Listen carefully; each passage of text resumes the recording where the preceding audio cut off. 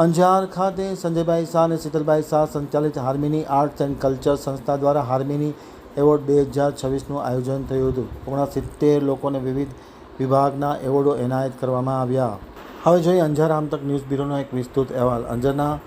અંજારના સંજયભાઈ શાહ અને શીતલબેન શાહ સંચાલિત હાર્મની આર્ટ્સ એન્ડ કલ્ચર સંસ્થા હાર્મની એવોર્ડ 2026નું આયોજન રજનીભાઈ પટવા, શ્રેયાસભાઈ પટવા, શિવાનીબેન શાહ, ડૉક્ટર વિરાટ શાહ, જાણીતા સાહિત્યકાર ડૉક્ટર ગૌતમ જોશી, શિક્ષણવિદ નૈષદ મહેતા, રમેશભાઈ ભટ્ટ, રમેશભાઈ દેવરિયા, પૂજાબેન ગઢવીની ઉપસ્થિતિમાં અંજાર ટાઉન હોલ ખાતે યોજવામાં આવ્યો હતો.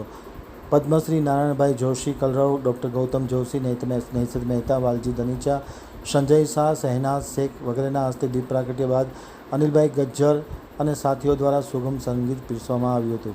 એવોર્ડ વિતરણ સમારોહમાં લગભગ 69 જેટલા વિવિધ વિભાગોના એવોર્ડ અર્પણ કરવામાં આવ્યા હતા.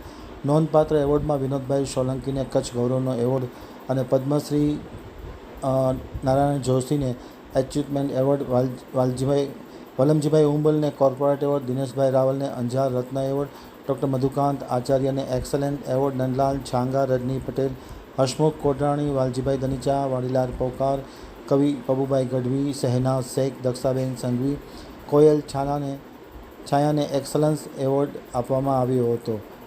ખાસ કરીને Farhan Memon, jewel of the town, Narayan રાઠોડને ગ્વેન્ટ્રી એવોર્ડ, પ્રમોદભાઈ જેઠી, નરેશભાઈ અંતાણીને અને અનિલભાઈ ગજ્જરને પણ સંગીતના એવોર્ડો આપવામાં આવ્યા હતા. સંચાલન વિરાજબેન મહેતા દ્વારા કરવામાં આવ્યું હતું.